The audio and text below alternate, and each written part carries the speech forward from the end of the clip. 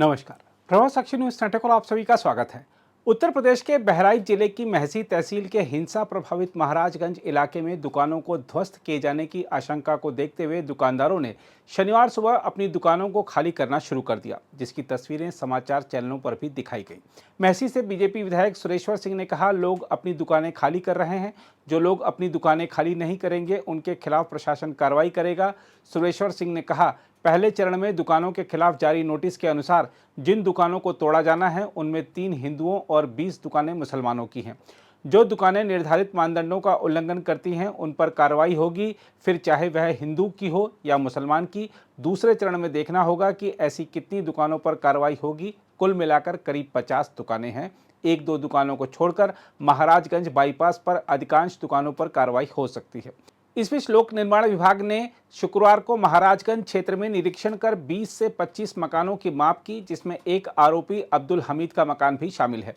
एक अधिकारी ने बताया कि महाराजगंज में करीब 20 से 25 ऐसे अवैध मकान चिन्हित किए गए हैं, जिन्हें हम सड़क नियंत्रण अधिनियम 1964 के तहत नोटिस जारी करने जा रहे हैं।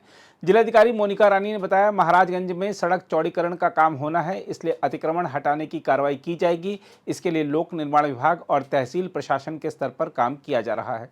हम आपको याद दिला दें कि बहराइच जिले की महसी तहसील के महाराजगंज में रविवार को दुर्गा पूजा शोभा यात्रा के दौरान धार्मिक स्थल के बाहर तेज आवाज में संगीत बजाने को लेकर हिंसा भड़क गई थी, जिसमें राम गोपाल मिश्रा की गोली लगने से मौत हो गई थी।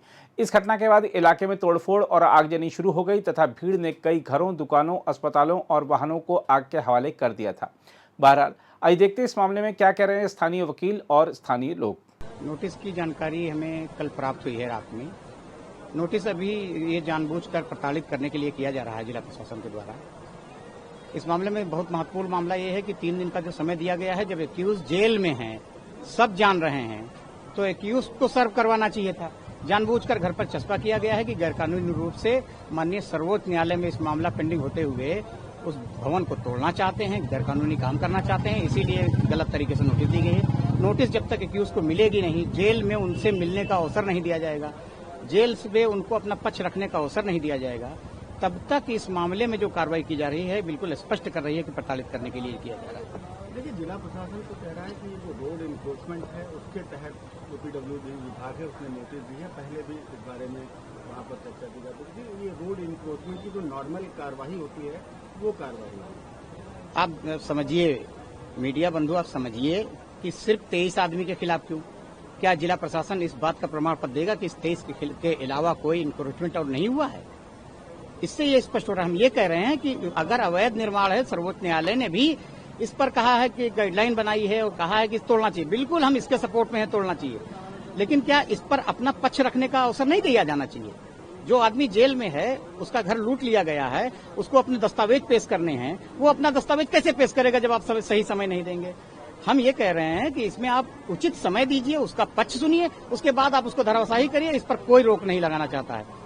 सर्वोच्च न्यायालय की गाइडलाइन है, उसको फॉलो करें, अपना पक्ष रखने का मौका दें और जो कानूनी कार्रवाई है उसको करने दिया जाएगा और सपोर्ट किया जाएगा। वकील साहब, वो तो सारी बातें आपने बता दी, आगे फर्दर प्रोसीडिंग किस तरह से कर रहे हैं? क्या कोई आप याचिका डाल रहे हैं? क्या आपकी सुप्रीम कोर्ट में जो भी इस मामले संबंधित याचिकाएं पड़ी हैं उसमें इसको भी क्लब करवाने की कोशिश कर रहे हैं?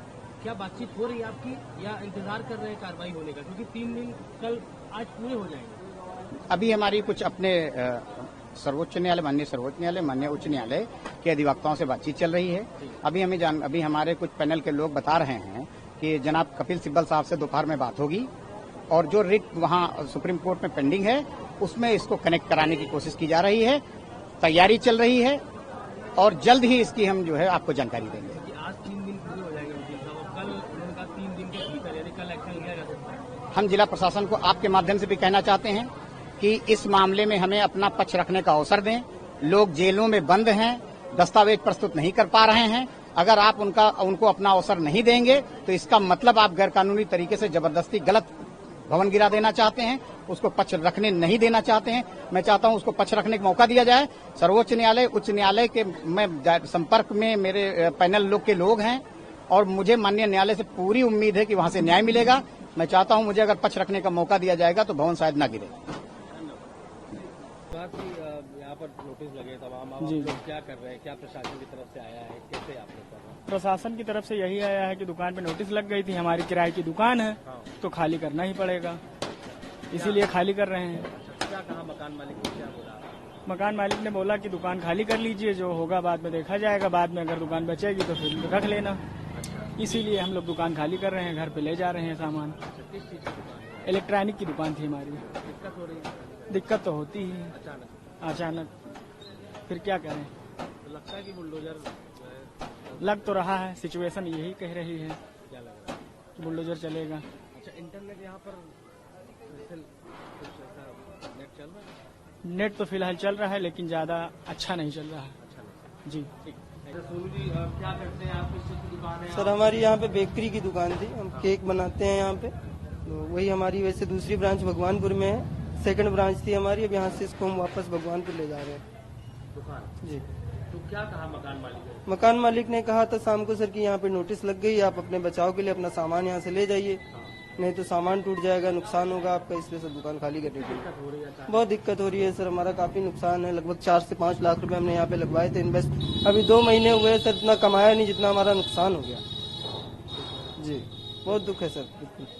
क्या लगता है कि यहाँ पर कार्रवाई हो सकती है? अवैध दुकानें हैं, ऐसे कमा सर देखते हुए यही लग रहा है कि पहले से यहाँ पे निशान चिन्ह लगे हुए हैं, तो दुकानें अवैध थी, लेकिन हमें बताया भी नहीं गया था, हमें जानकारी नहीं थी, हम दूसरी जगह से आके यहाँ पे अपनी दुकान की थी, खाली मिल गई थी तो दुकान कर ली, लेकिन अब नुकसान तो झेलने के लिए। लिया था सर दुकान के लिए? जी सर। कर्जा भी लिया था? जी सर, लोन, अब कर्जा लेके बिजनेस होता है, नहीं तो इतना ग्रो कहाँ कर पाते हैं। अभी 1.5 साल में हमने दूसरी दुकान खोली थी, काफी लोड है, काफी प्रेशर है, और हमने 7-8 स्टाफ रख रखे हैं, काम करते हैं, और आज 1 हफ्ता हो गया सर फ्री बैठे हैं, ना यहाँ काम चल रहा है ना वहाँ काम चल रहा है, तो काफी मजबूरियाँ खड़ी हो रही हैं। क्या नाम है आपके मालिक का? सर ये हाजी भोलू सोनार जी की दुकान है। घर खाली करेंगे कैसे? शायर हो रही माता जी, क्या हुआ? घर खाली कहीं तो पर्चा लगा दी, कहाँ चल गई, भूखन जा सकते, कौन मारी गए, बीमार आदमी है, कहाँ भाग जाएगी। हम ना जाने तो सब भाग गई, रहन बात करे, डर के मारे बहुत हुआ, खेले जीती पर यहाँ मिल पता हम रही था, लड़के बहुत रोना कि यहाँ से भाग चला तो उधर भाग गई, रहन कहाँ चले गए, भूखी भी आज सबको यार। अगर आप भी लेना चाहते हैं देश दुनिया की तमाम जानकारी तो आज ही सब्सक्राइब करें हमारे चैनल को। साथ ही नीचे दिए बेल आइकन को जरूर दबाएं ताकि हर अपडेट आप तक पहुंच सके।